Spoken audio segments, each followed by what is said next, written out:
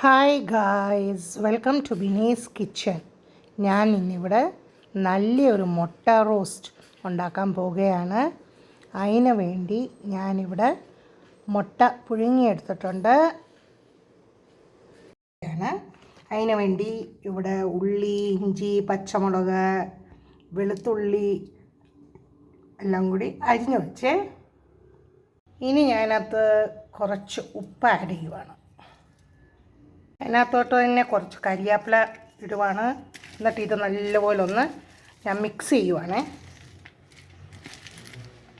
അത് മിക്സ് ചെയ്ത് ഒരു 5 മിനിറ്റ് വെച്ച് നമുക്ക് ഇച്ചിരി എണ്ണ ഒഴിച്ച് നല്ലപോലെ അങ്ങ് വഴറ്റിയെടുക്കാം.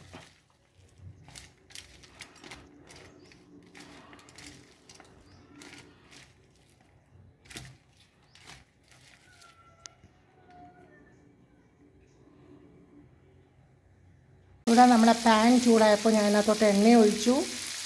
പിന്നെ അതിനകത്ത് കടുക്, പെരിഞ്ചീരകം ഇട്ട് പൊട്ടിച്ചു. അത് കഴിഞ്ഞ് അതിനകത്തോട്ട് ഉള്ളി, ഇഞ്ചി, പച്ചമുളക്, കരിയാപ്പില എല്ലാം കൂടി ചേർത്തൊന്ന് വഴറ്റുവാണേ. ഒത്തിരി നേരം വഴറ്റേണ്ട ആവശ്യമില്ല. ഓൾറെഡി അതിനകത്ത് ഉപ്പ് നമ്മൾ ആഡ് ചെയ്തിട്ടുണ്ട്.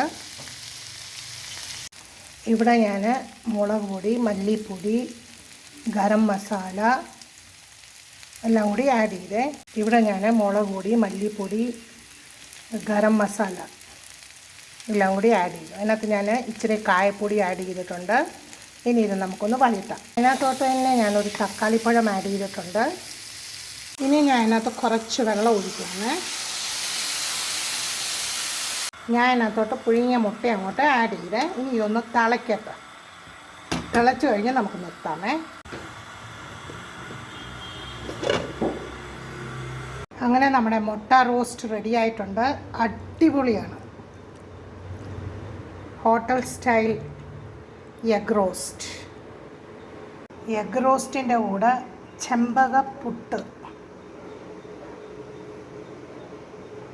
ചെമ്പകപ്പുട്ടും എഗ് റോസ്റ്റും അടിപൊളിയാണ്.